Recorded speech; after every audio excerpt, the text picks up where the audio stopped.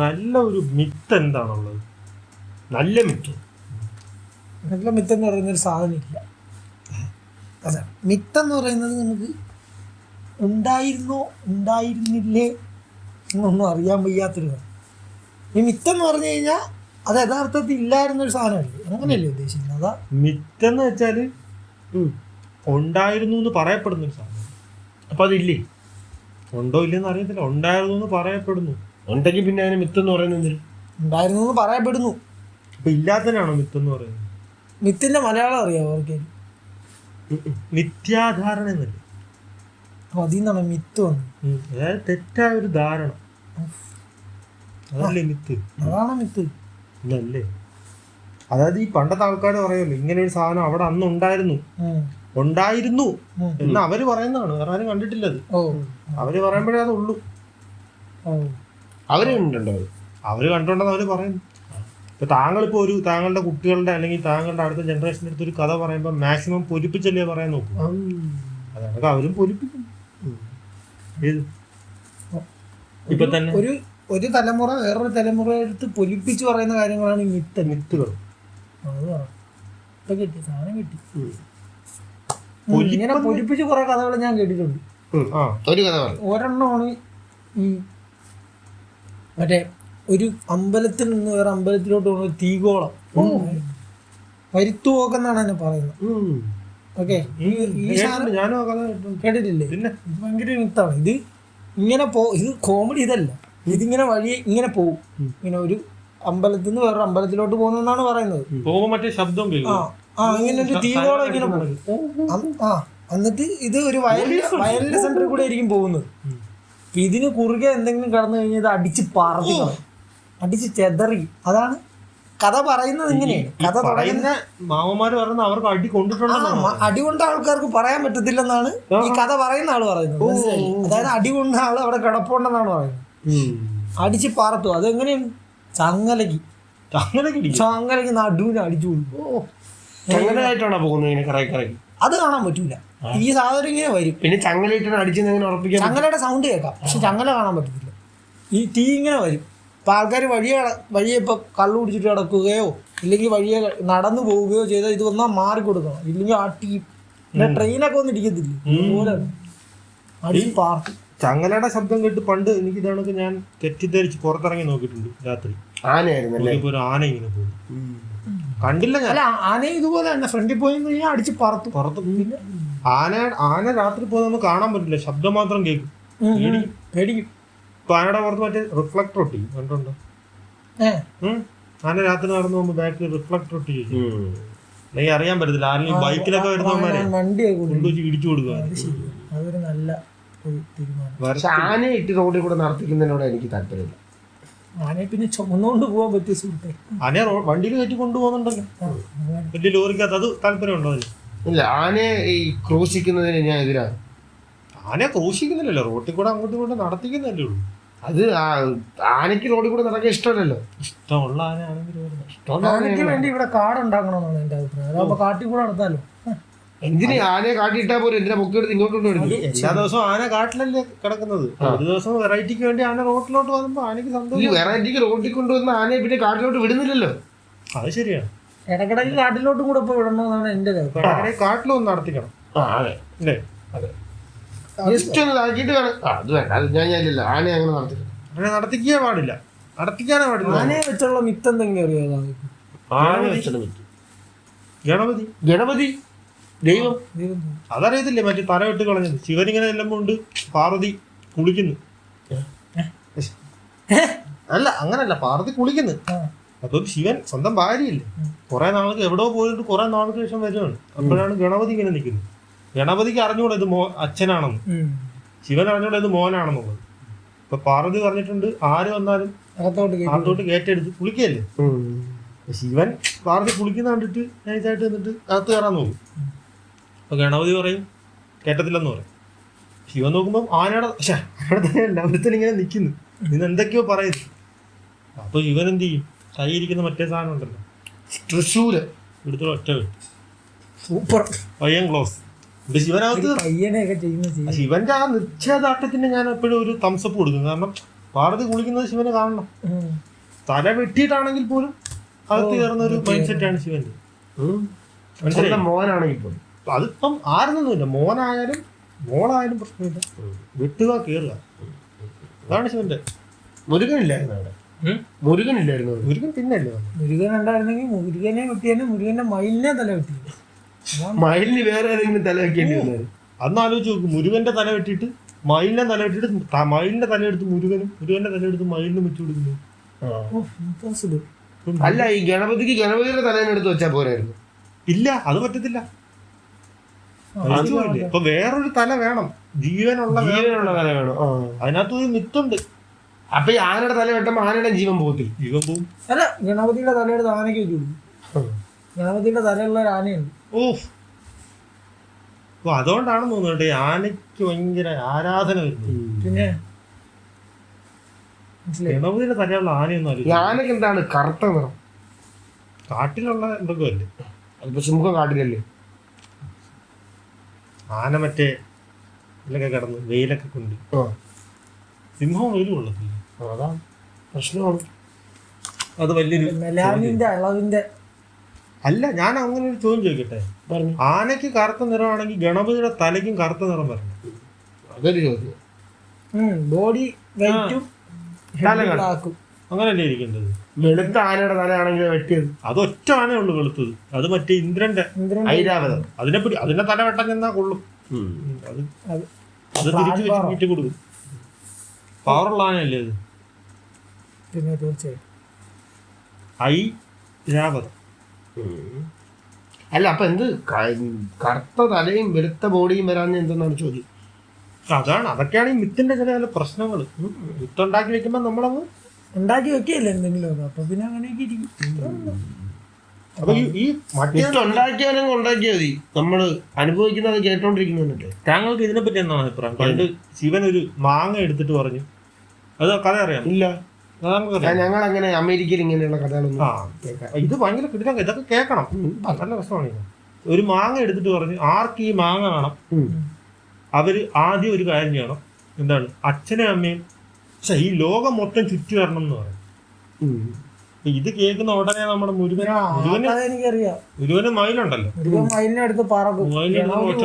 ഗണപതി ചാടി എലിക്ക് ഇത്ര ചൂടി പോകാൻ പറ്റത്തില്ലല്ലോ. ഗണപതിയും ഓടാനായിട്ട് പോയതാണ്, എലിയാണ്ട് പറ്റിയില്ല. ഇത്രയും വലിയ ഗണപതി എലിയുടെ മേളിൽ കയറി ഇരുന്നപ്പോ എലി എങ്ങനെ കൊണ്ടുപോകും? മുരുകൻ മയിലിന്റെ മേളിൽ ഇരുന്ന് പറന്നങ്ങ് പോയില്ലേ. എലി ഇങ്ങനെ പോയി പോയി പോയി ഇപ്പോഴത്തേക്കും ഗണപതിക്ക് മനസ്സിലായി പരിപാടി നടക്കത്തില്ല. ഇപ്പോഴേ തിരിച്ചിറങ്ങി. പക്ഷെ ഇതൊന്നും കഥയെ പറയുന്നില്ല കേട്ടോ, അദ്ദേഹം പറയുന്നത് ഇത്രയൊന്നും ഇല്ല, ഇതൊക്കെ ആയിരിക്കും നടന്നത് എന്നുള്ള രീതിയിൽ ഇദ്ദേഹത്തിന്റെ മിത്താണ് ഇത്. മിത്ത് അപ്പോഴേ ചാടി ഇറങ്ങി വന്നു ശിവനും പാർവതിക്കുന്നത്. രണ്ട് വലം വെച്ചിട്ട് പറഞ്ഞു, നിങ്ങളാണ് എന്റെ ലോകം. ഫ്ലാറ്റ്, അച്ഛനും അമ്മ അവിടെ ഫ്ലാറ്റ്. ശിവൻ നോക്കുമ്പം തന്നെക്കാൾ നല്ല രീതിയിൽ താളം അടിക്കുന്ന തന്റെ മകൻ അപ്പോഴേ കൊടുത്ത്, നിനക്കിരിക്കട്ടെ മാങ്ങ. പക്ഷെ എനിക്കതല്ല വിഷമം, ഒരു മനുഷ്യൻ ലോകം മൊത്തം ചുറ്റി അതിനു വേണ്ടിയിട്ട് ചുറ്റിക്കൊണ്ടിരിക്കുകയും കഴിഞ്ഞ് തിരിച്ചു വന്നപ്പോഴത്തേക്ക് ഇവിടെ മാങ്ങയില്ല, ഒരു തേങ്ങ മാങ്ങയില്ല, മാങ്ങയുടെ അണ്ടിയില്ല, ഒന്നുമില്ല. മാങ്ങയുടെ അണ്ടി കുഴിച്ചിട്ട് അടുത്ത മാങ്ങ വിരിഞ്ഞു. അപ്പോഴത്തേക്കാണ് ചുറ്റി വന്നത്. ഗണപതിക്ക് ഒരു ഗിൽറ്റ് ഫീൽ ചെയ്തില്ലേ? എന്തിനു? മാങ്ങ വേണം എന്നുള്ള നിശ്ചയദാർഢ്യം മനസ്സിലായില്ലേ? ശിവന്റെ മോനല്ലേ. അത് ഭയങ്കര മോശമായി പോയി. അതാണ് ഈ ഹാർഡ് വർക്ക് ചെയ്യുന്നതിന് റിസൾട്ട് ഇല്ല ഇന്നത്തെ കാലത്ത്. ഈ ചെറിയ കുറുക്ക് വഴി കൂടെയാണ് ഇപ്പൊ എല്ലാരും ഓരോ ചെയ്യണം. തീർച്ചയായും അത് ഭയങ്കര ഒരു പ്രശ്നമല്ലേ. കാരണം ഇപ്പൊ താങ്കളിപ്പോ ഒരു 10 വർഷം കഠിനാധ്വാനം ചെയ്തൊരു നിലയിലെത്തി, വേറെ ഒരുത്തന്നെ ഒരു 2 ദിവസം കൊണ്ട് അതിലേക്ക് എത്തുകയാണെങ്കിൽ താങ്കളുടെ അവസ്ഥ ആലോചിച്ചു എന്തായിരിക്കും? പക്ഷെ അങ്ങനെ തകരാൻ പാടില്ലെന്ന് ഞാൻ പറയുന്നത്. എന്താ? ബിക്കോസ് നമ്മളിപ്പോൾ ഉദാഹരണത്തിന് സ്കൂളിലെ കാര്യം തന്നെ എടുക്കണം. സ്കൂളിൽ എടുക്കാൻ നേരത്ത് ഇപ്പം സ്കൂളിൽ പഠിക്കുന്ന ടീംസ് ഉണ്ട്. ഓക്കെ, ഇപ്പം പഠിക്കുന്ന ടീംസ് ഉണ്ട് എന്നെ പോലെ, താങ്കളെ പോലെ. പഠിക്കാത്ത ടീംസ് ഉണ്ട് താങ്കളെ പോലെ. ഓക്കെ, എന്നെ പോലെ, താങ്കളെ പോലെ. പിന്നെ എൻ്റെ ഇടയിൽ നിൽക്കുന്ന ടീംസ് ഉണ്ട് എന്നെ പോലെ. അപ്പൊ ഇങ്ങനെ ഇരിക്കുന്ന സമയത്ത് പഠിക്കുന്നതിനും പഠിക്കാത്തതിനും ഇടയിൽ ഇരിക്കുന്ന ടീം അപ്പൊ ഈ സംഭവം എന്ന് പറഞ്ഞു കഴിഞ്ഞാൽ ടീച്ചർ ഒരു ടെസ്റ്റ് പറഞ്ഞിട്ടുണ്ടായിരുന്നു. ഓക്കെ, അപ്പോൾ സ്വാഭാവികമായിട്ടും താങ്കളൊന്നും പഠിച്ചിട്ടില്ല, ഞാൻ എന്തൊക്കെയോ പഠിച്ചിട്ടുണ്ട്, ഇദ്ദേഹം മൊത്തം പഠിച്ചിട്ടുണ്ട്. ഓക്കെ, ടീച്ചർ വന്ന് ടീച്ചർ ആ ടെസ്റ്റിനെ പറ്റി ആലോചിക്കുന്നതേ ഇല്ല. ഓ താങ്കളായിരിക്കും ഏറ്റവും ഹാപ്പി. ഉം. ഓക്കെ, പഠിച്ചു വെച്ചേക്കുന്ന താങ്കൾ ഒട്ടും ഹാപ്പി ആയിരിക്കത്തില്ല. കാരണം ഇത് ഇടയും വേണം, താങ്കൾക്ക് വാങ്ങാൻ വേണം. അപ്പൊ താങ്കൾ ചാടി കയറി എന്ത് പറയും? ടീച്ചറെ ടെസ്റ്റ് മനസ്സിലായി. ഉം. ഉം. ആ സമയത്ത് താങ്കൾക്കാണ് പണി കിട്ടുന്നത്, അതെ, അതെ. അല്ലേ? ഇപ്പൊ ഇവിടെ സംഭവിക്കുന്നതെന്ന് പറഞ്ഞു കഴിഞ്ഞാൽ താങ്കൾ ഈ ടീച്ചറിന്റെ അടുത്ത് എന്തുകൊണ്ട് ഇത് പറയുന്നു, താങ്കൾക്കെല്ലാം അറിയാന്നുള്ളൊരു സംഭവം കൊണ്ട്. ഓക്കെ, ഇദ്ദേഹം എന്തുകൊണ്ട് പറയില്ലെന്ന് ആഗ്രഹിക്കുന്നു, ഇദ്ദേഹത്തിനൊന്നും അറിഞ്ഞുകൂടാ. മനസ്സിലായി? ഇതിപ്പോ എന്തിനാണ് ഇവിടെ പറഞ്ഞതെന്നാണ് ഞാൻ ആലോചിക്കുന്നത്. മനസ്സിലായില്ലേ? താങ്കൾ നടുക്കിരിക്കുന്ന ടീമല്ലേ, അതുകൊണ്ടാണ്. കാരണം അവർക്ക് പ്രത്യേകിച്ച് കോൺട്രിബ്യൂട്ട് ചെയ്യാനില്ല. ഒന്നുമില്ല, അവരിങ്ങനെ വെറുതെ ഇരിക്കുന്നു പോകും, എന്തൊക്കെയോ ചെയ്യുന്നു. ഇവരെ കൂടെ ഉണ്ടാകുന്ന ഇവരെ കൂടെ ഉണ്ട്, പക്ഷെ ഓക്കെയും ചെയ്യും. ഞങ്ങളെ പോലുള്ള ഒരു ക്ലാസ്സിൽ വരുന്നത് ചുമ്മാ കിടന്ന് ഉറങ്ങാനാണെന്നെങ്കിലും പറയാം. നിങ്ങൾ അതുപോലും ചെയ്യും. നമ്മൾ ഉറങ്ങത്തുമില്ല, കിടക്കും, എഴുന്നേക്കും. ഇടയ്ക്ക് പഠിക്കും, ഇടയ്ക്കിടയ്ക്ക് പഠിക്കുന്ന പോലെ എന്തെങ്കിലും അതും ഒരു കാണിപ്പാണ്. മനസ്സിലായില്ലേ? അതാണ് പ്രശ്നം. ഈ സത്യം ഈ കാണിക്കുന്നതാണ് നമ്മുടെ ഇന്നത്തെ ലോകത്തെ ഏറ്റവും വലിയ പ്രശ്നം. ഒരു തരം കാണിപ്പാണ് എല്ലാം. മനസ്സിലായില്ല? ഇപ്പം എനിക്ക് താങ്കളോട് ഭയങ്കര സ്നേഹമാണെന്ന് ഞാനങ്ങ് കാണിക്കുകയാണ്. മനസ്സിലായില്ലേ? അതേപോലെ എല്ലാം എനിക്കിപ്പം നാളെ വലിയൊരു സംഭവം ചെയ്ത് തീർക്കാനാണ്. 4 പേരെ എനിക്കങ്ങ് കാണിക്കണം ഞാൻ എന്തോ ചെയ്യാൻ പോകുന്നുള്ളത്. സിമ്പിളായിട്ടൊന്നും ചെയ്യാൻ പറ്റുന്നു. മനസ്സിലായില്ലേ? ഞാനിത് ചെയ്തു 4 പേരെ കാണിക്കണം. പക്ഷെ ഇവിടെ ഒരു പ്രശ്നമുള്ളതെന്ന് പറഞ്ഞു കഴിഞ്ഞാൽ ഇത് കാണാൻ വേണ്ടി കുറച്ച് ടീംസ് ഉണ്ട്. തീർച്ചയായും. മനസ്സിലായി? അതുകൊണ്ടാണ് ഈ കാണിപ്പ് ഭയങ്കര സംഭവം. അതായത് അന്യന്റെ സംഭവത്തിലോട്ട് ഇങ്ങനെ എത്തി നോക്കിക്കൊണ്ടിരിക്കുന്ന കുറച്ച് ടീം. അവർക്ക് കാണിക്കാൻ ഒന്നും ഇല്ല സ്വന്തം ലൈഫിൽ. ഇപ്പൊ വേറൊരുത്തം കാണിക്കുമ്പോൾ അത് കണ്ട് സന്തോഷിക്കാൻ വേണ്ടി. അത് മോശം. തീർച്ചയായും. താങ്കൾ അങ്ങനെ എന്തെങ്കിലും കാണിച്ചിട്ടുണ്ടോ ആരെങ്കിലും? എനിക്ക് കാണാനാണ് ഇഷ്ടം. എനിക്കും കാണാൻ ഇഷ്ടമാണ്, പക്ഷെ കാണിക്കാൻ ആരും കാണിക്കുന്നില്ലല്ലേ? ആരും കാണിക്കുന്നു. കാണിച്ചാൽ ഞാൻ കാണും, കാണിച്ച ഞാനും കാണും. കാണിച്ചാൽ ആരായാലും കണ്ടുപോകും. തെറ്റു പറയാം. ഞാൻ ഒരു നോക്ക് കാണാനായി കൊതിക്കുന്നവരാണ് എല്ലാവരും. പിന്നെ താങ്കൾ അങ്ങനെ കാണാൻ ആഗ്രഹിച്ചൊരു കാര്യം? ഞാൻ കാണാൻ ഏറ്റവും കൂടുതൽ ഞാൻ ആഗ്രഹിച്ചത് പിന്നെ സമാധാനമായിട്ട് ജീവിക്കുന്ന ജനത അമേരിക്കയിൽ. അതും അമേരിക്കയിൽ. കാരണം നമ്മൾ സമാധാനമായിട്ട് ജീവിച്ചെങ്കിൽ മാത്രം നമുക്ക് വേറെ സ്ഥലത്ത് പോയി ബോംബിടാനൊക്കെ പറ്റും. മറ്റുള്ളവരുടെ സമാധാനം കാണാൻ പറ്റും. നമ്മളെ ഏറ്റവും പ്രശ്നം അവിടെ തന്നെ തമ്മിൽ അടി കൂടിക്കൊണ്ടിരിക്കും. ഈ ഇടയ്ക്ക് ഞാനൊരു ചെറിയൊരു കഥ കേട്ടായിരുന്നു. അതായത് ഒരു ഋഷി, ഒരു ഭയങ്കര വലിയൊരു മഹാൻ ഇങ്ങനെ നടന്നു പോയിക്കൊണ്ടിരിക്കുമ്പോഴത്തേക്കും ഒരു സ്ഥലത്ത് ഭയങ്കര അടിയും ഒരു ബഹളമൊക്കെ ആയിട്ടുള്ളൊരു സ്ഥലവും കുറച്ചപ്പുറത്തോട്ട് പോകുമ്പോഴത്തേക്കും അവിടെ ഭയങ്കര പീസ്ഫുൾ ആയിട്ട് ജീവിക്കുന്ന കുറേ ആൾക്കാർ. അപ്പോഴത്തേക്കും ഈ പീസ്ഫുൾ ആയിട്ട് ജീവിക്കുന്ന ആൾക്കാരെ കണ്ടിട്ട് നമ്മുടെ ഗുരു പറയും, എനിക്ക് ഇങ്ങനത്തെ ഒരു സ്ഥലത്ത് ജീവിക്കണ്ടെന്ന് പറയും. മനസ്സിലായില്ലേ? അപ്പുറത്തെ സ്ഥലം കണ്ടിട്ട് പറയും, ഈ മറ്റേ അടിയിടിയായിട്ട് നടക്കുന്നവരെ കണ്ടിട്ട് പറയും, ഇങ്ങനെയുള്ളവരാണ് ജീവിക്കാൻ, ഇങ്ങനെയുള്ളവരെ നമ്മൾ മുന്നോട്ട് കൊണ്ടുപോകണം എന്നുള്ള രീതിക്ക് പറയും. ഏത്? അതായത് ഇങ്ങനെയുള്ളവരെ നമ്മൾ വളർത്തണം, മറ്റേ പീസ്ഫുൾ ആയിട്ട് ജീവിക്കുന്ന അവരുടെ കൂടെ ജീവിക്കാൻ താല്പര്യമില്ലെന്നുള്ള രീതിക്ക് പറയും. മനസ്സിലായില്ലേ? ഇപ്പൊ കൂടെ നിൽക്കുന്ന നമ്മുടെ ലാളി ചോദിക്കും, കേട്ടോണ്ടിരിക്കുന്നവൻ ചോദിക്കും, ഗുരുജി എന്തിനാ ഇങ്ങനെ പറയുന്നത്? അപ്പൊ ഗുരുജി പറയും, അത് പിന്നെ ഗുരുജി പറഞ്ഞു പോയി കേട്ടോ, അറിയാതെ പറഞ്ഞു. അപ്പോഴേ താളം തുടങ്ങി. ഈ നല്ലതായിട്ട് ജീവിക്കുന്നവർ ഇങ്ങനെ ഒരു ക്ലോസ്ഡ് കമ്മ്യൂണിറ്റി നിന്ന് കഴിഞ്ഞാൽ അവരങ്ങ് അതിനകത്ത് ഒതുങ്ങിപ്പോവും. പക്ഷെ ഇതിൽ നിന്നൊരുത്ത അപ്പുറത്തോട്ട് പോയിട്ട്, മനസ്സിലായില്ലേ, മോശമായിട്ട് നിൽക്കുന്നവരുടെ കൂടെ ഇയാൾക്ക് ജീവിക്കണം എന്നാണ് പറഞ്ഞത്. ഈ മോശമായിട്ട് നിൽക്കുന്നവരുടെ ഇടയ്ക്ക് ഒരു നല്ലതായിട്ട് നിൽക്കുന്നവരുത്ത് വന്നു കഴിഞ്ഞാൽ അവര് വളരുകയും ചെയ്യും. മനസ്സിലായില്ലേ? മോശമായിട്ട് നിൽക്കുന്ന ആൾക്കാർ വളരുകയും ചെയ്യുന്നൊക്കെ എന്തൊക്കെയോ താളം അടിച്ചിട്ട് പിടിച്ചു പോകും. ഇതിന്റെ ഏറ്റവും വലിയ അതാണ് ഞാൻ പറയുന്നത്, മിണ്ടാതിരിക്കാൻ പഠിക്കുക. മനസ്സിലായില്ലേ? ഇപ്പൊ ഒരു സമൂഹത്തെ കണ്ട് എന്തിനാണ് അവരുടെ ഇടയിലോട്ട് കൊണ്ട് തലയിടുന്നത്? ഇങ്ങനെയുള്ള സമൂഹം വളരണം, അത് വളരട്ടെ. മോശം സമൂഹത്തെ കണ്ട് ഇത് ഭയങ്കര മോശം, എന്തിനും വളരെ അപ്പൊ ഈ നല്ലത് മോശം എന്ന് പറഞ്ഞ സംഭവം ഇല്ല. അതൊക്കെ ഓരോരുത്തരുടെ ചിന്ത. അപ്പം സംഭവം ഒന്നുമില്ല, നമുക്ക് എന്തും നേടിയെടുക്കാനായി. അയ്യോ നല്ലത് നല്ലതാണ്, മോശം നല്ലതാണ്, മോശം. ഈ നല്ലത് മോശത്തെ പറ്റി പറയുമ്പോൾ ഇപ്പം ഒരുപാട് നമ്മുടെ സോഷ്യൽ മീഡിയയിലൊക്കെ വളർന്നുകൊണ്ടിരിക്കുന്ന നല്ലത് മോശത്തെ പറ്റി പറയുന്ന ഒരു സംഭവമാണ് ഈ മറ്റുള്ളത്. ഏത്?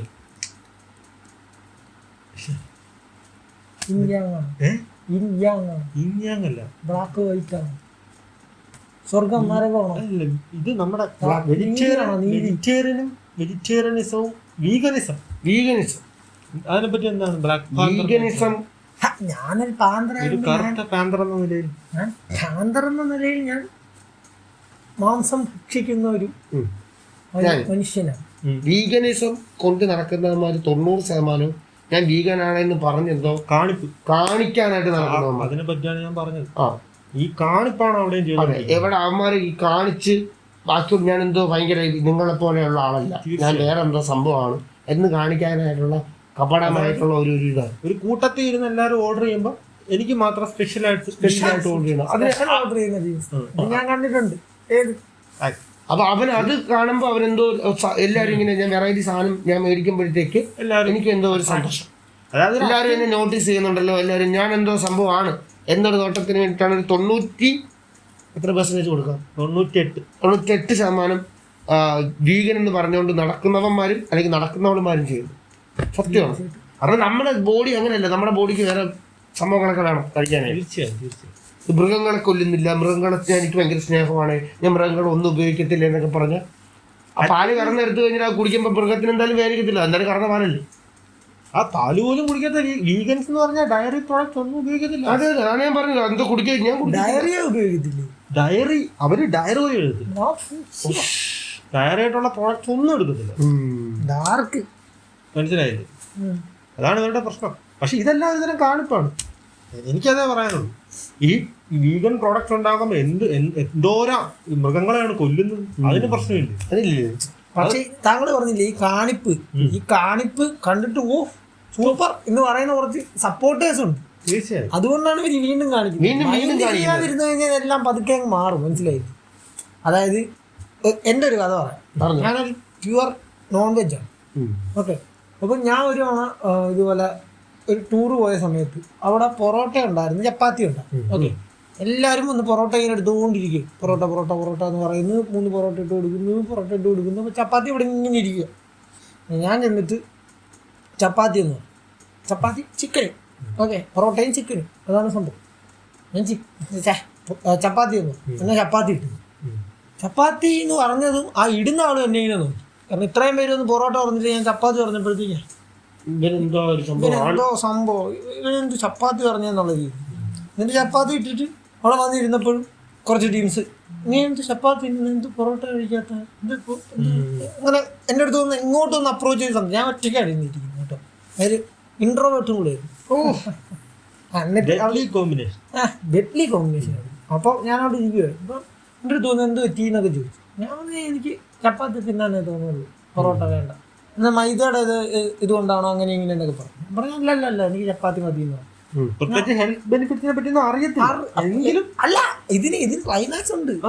ഞാൻ ചപ്പാത്തി തിന്നാത്തത് എനിക്ക് ആ സമയത്ത് മറ്റേ അതാണ് ബോഡി റിയാക്ട് ചെയ്യും. അലർജി വരും, എനിക്ക് ചൊറി വരും ദേഹത്തൊക്കെ. അതുകൊണ്ടാണ് ഞാൻ അത് പറയാൻ പറ്റുമോ, അതുകൊണ്ടാണ് ഞാൻ പൊറോട്ട കഴിക്കാത്തത്. പക്ഷെ ഇവരെല്ലാവരും കൂടെ അതെടുത്തു ഇന്നും പൊക്കി കൊണ്ടുപോകും. എന്തിനും. അപ്പൊ ഇപ്പൊ ഈ ഒരു സാധനം എനിക്ക് കിട്ടുന്നതുകൊണ്ട് എനിക്ക് ഇത് അടുത്ത സ്ഥലത്ത് അപ്ലൈ ചെയ്യാൻ മനസ്സിലായി. അറ്റൻഷൻ കിട്ടി. ഭാഗ്യത്തിന് ആ സാധനം മാറി. ഇപ്പൊ ഞാൻ പൊറോട്ട ചെയ്യും. അതാണ് കേവലം ചപ്പാത്തിയിൽ വരെ ബാക്കിയുള്ളവനെ എടുത്ത് പൊക്കി തല നിർത്തുന്ന. പിന്നെ എന്തുകൊണ്ട് ബാക്കിയുള്ള കാര്യങ്ങളായി കൂടാ. ആൾക്കാരിങ്ങനെ ചുറ്റി നിന്ന് പൊക്കാനായിട്ട് നിൽക്കുമ്പോഴത്തേക്ക് പൊങ്ങാനായിട്ട് നിന്ന് കൊടുക്കും. അതാണ് എന്നെ പൊക്കിക്കുമെന്ന് പറഞ്ഞു. അതായത് എല്ലാവർക്കും അറ്റൻഷൻ വേണം. അറ്റൻഷന് വേണ്ടിയാണ് എല്ലാവരും ജീവിക്കുന്നത് അല്ലേ? അതെ, തീർച്ചയായിട്ടും. അതായത് ഞാൻ ഈ പറയുന്ന പോലെ എനിക്കൊരു സുഹൃത്തുണ്ടായിരുന്നു. സ്റ്റാൻഡേർഡീസിന് വേണ്ടി ആരും ജീവിക്കുന്നു. സ്റ്റാൻഡേർഡീസ് ആർക്കും വേണ്ട. അതാണ് സ്കൂളിൽ പോലും അറ്റൻഷൻ എന്ന് പറയുമ്പോൾ എല്ലാവർക്കും ഒരു സന്തോഷം, എല്ലാവർക്കും ഒരു എനർജിയാണ്. സ്റ്റാൻഡേർഡീസ് എന്ന് പറയുമ്പോൾ ഒരുമാതിരി ഇങ്ങനെ കുത്തി നിൽക്കുകയാണ്. എനിക്കറിയില്ല, ടെൻഷനാണ്. അപ്പം ടെൻഷൻ വേണമല്ലോ. ടെൻഷൻ സീക്കിംഗ് ബിഹേവിയർ നമുക്കത് തിരിക്കണം കേട്ടോ. നമുക്ക് സ്റ്റാൻഡേർഡീസ് സീക്കിംഗ് ബിഹേവിയറിലോട്ട് മാറും. അതായത് എൻ്റെ ഒരു സുഹൃത്തുണ്ടായിരുന്നു. അവൻ ഈ അറ്റൻഷൻ തേടി അവസാനം ഇവന് മനോരോഗമാണെന്ന് പോലെ പറഞ്ഞു. എനിക്ക് മനോരോഗം ഉണ്ട്, അതുകൊണ്ട് 4 പേര് എന്നൊക്കെ അറ്റൻഷൻ തരണേന്നുള്ളത്. എന്ത് തരം അറ്റൻഷൻ കിട്ടിയ അവന് അറ്റൻഷൻ അല്ല കിട്ടിയത്, അത് പറയുന്നത് അറ്റൻഷൻ ഡിസോർഡർ കിട്ടിയില്ലേ? താങ്കൾക്ക് അങ്ങനെ ഒരു ബിഹേവിയർ ഉണ്ട് അറ്റൻഷൻ സീക്കിംഗ്? ഇല്ല. ഞാൻ ഓട്ടോമാറ്റിക്കലി ആൾക്കാർ ഓൾറെഡി എന്നെ അട്രാക്റ്റഡ് ആവും.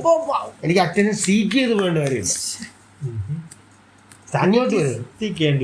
അതെ. അത് എനിക്കത് ഇഷ്ടമല്ല. ഞാൻ കഴിവതും സ്റ്റാൻഡേർഡീസ് മോഡിലോട്ട് പിടിച്ചാണ് പോകുന്നത്. ഞാൻ അറ്റൻഷൻ ചെയ്യാറ് അറ്റൻഷന് വേണ്ടി ഞാനൊന്നും ചെയ്യാറില്ല. എൻ്റെ ആവശ്യമില്ല. നമുക്ക് നാട് നന്നാക്കുക എന്നുള്ളതാണ് നമ്മുടെ പ്രധാന എയിം. ഞാൻ ജനഗണമന കേട്ടപ്പോൾ അറ്റൻഷൻ എനിക്കത് വ്യക്തിയാണ്.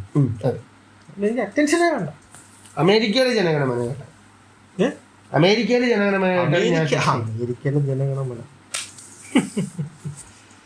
എന്തായാലും അപ്പൊ അങ്ങനെ എനിക്കിങ്ങനെ അറ്റൻഷൻ നിൽക്കണം അങ്ങനെയൊന്നുമില്ല. എനിക്ക് നമുക്ക് എല്ലാം കഴിഞ്ഞു പോവാ, അത്രേ ഉള്ളൂ. അതായത് മനോഹരമായൊരു കാര്യം. നിങ്ങൾക്ക് അവിടെ ഇതൊക്കെ ഉണ്ടോ? നാഷണൽ ആന്തം ഒക്കെ ഉണ്ടോ? മക്കാന്തേല് ബ്ലാക്ക് പാന്തറിനെ വെച്ചിട്ടുള്ളൊരു സോങ് ഉണ്ട്. താങ്കൾ തന്നെയാണ് ഡിസൈൻ ചെയ്തത്? ഞാനല്ല അത് അപ്പൂപ്പന്മാരാണ് ഡിസൈൻ ചെയ്തത്. Black Panther song attention attention ഇങ്ങനെയല്ല. ഞാൻ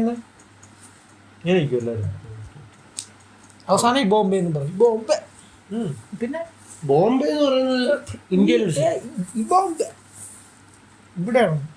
ഈ എന്ന് വെച്ചാൽ ഇവിടെ ഇത് ബോംബെ ആണെന്നോ? ബോംബെ മനസ്സിലായി. ആ അവിടെ ഫുള്ള് ഭയങ്കര ടെക്നോളജി അല്ലേ, അതുകൊണ്ട് എല്ലാവർക്കും കേൾക്കാൻ പറ്റും ഈ പാട്ടിടാൻ നേരം. എല്ലാ ദിവസവും രാജ്യം ഫുള്ള് കേൾക്കാം. എല്ലാ ദിവസവും രാവിലെ ഇടും. രാജ്യത്തെ ഫുള്ള് സ്പീക്കർ വെച്ചിട്ടുണ്ടോ?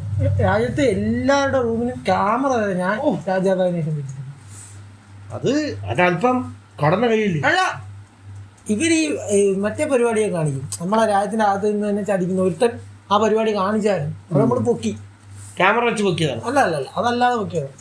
അപ്പം ഇങ്ങനത്തെ ടീംസൊക്കെ ഇങ്ങനെ രാജ്യത്തിന്റെ അകത്ത് നിന്നിട്ട് വൈബ്രേനിയം വെളിയിലോട്ട് എടുത്തുകൊണ്ട് പോകാനൊക്കെ നോക്കും. മനസ്സിലായില്ല, നല്ല വിലയുണ്ട്.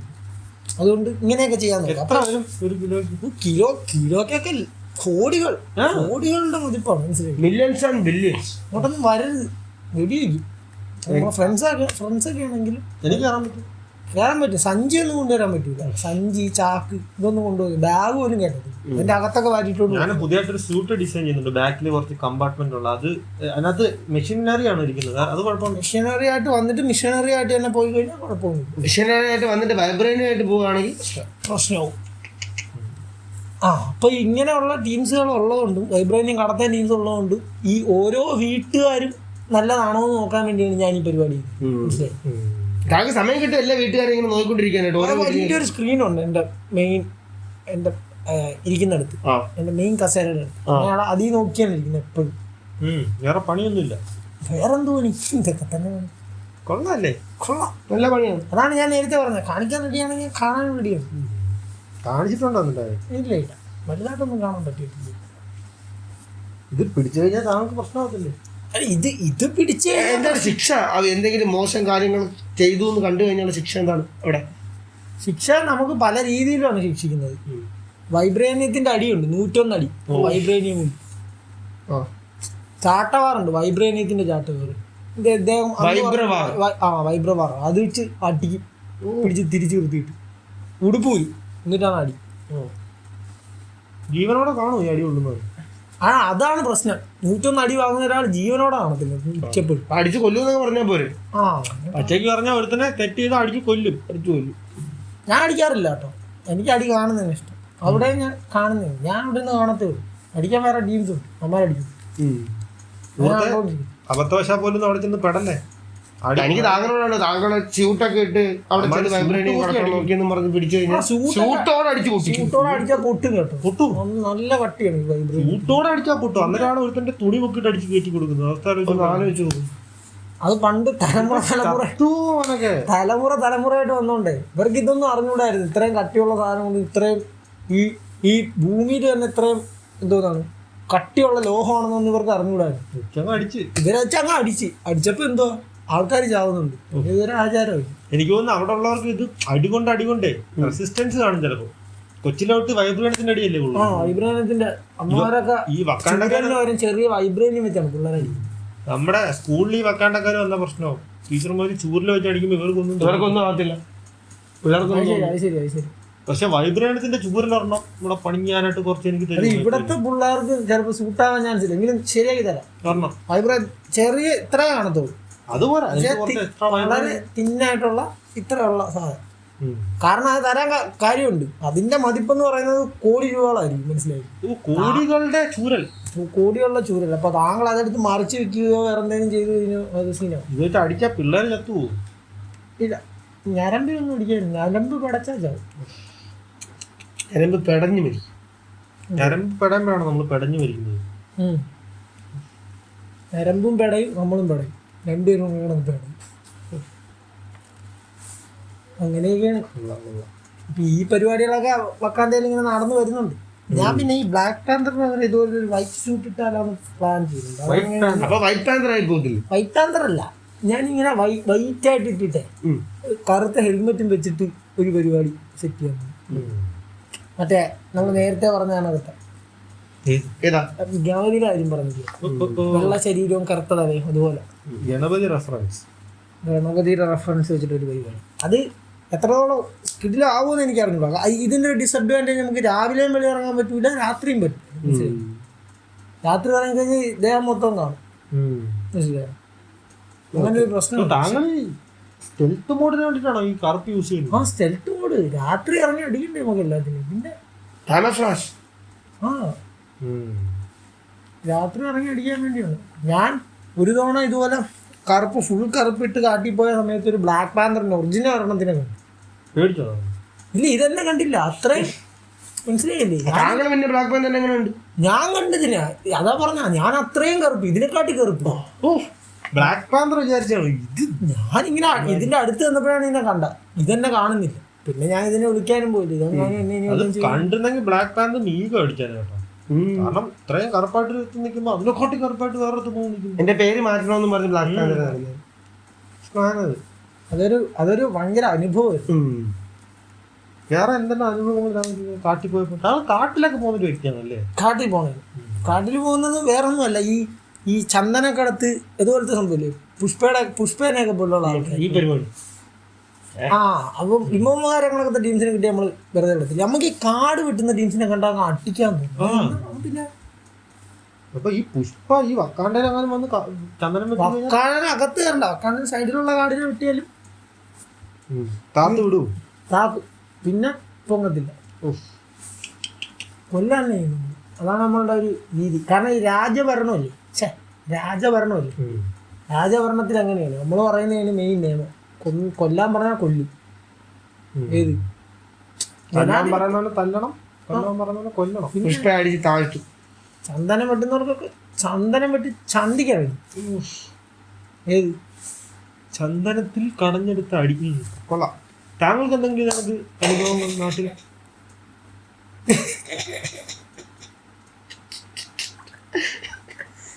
ഓക്കെ.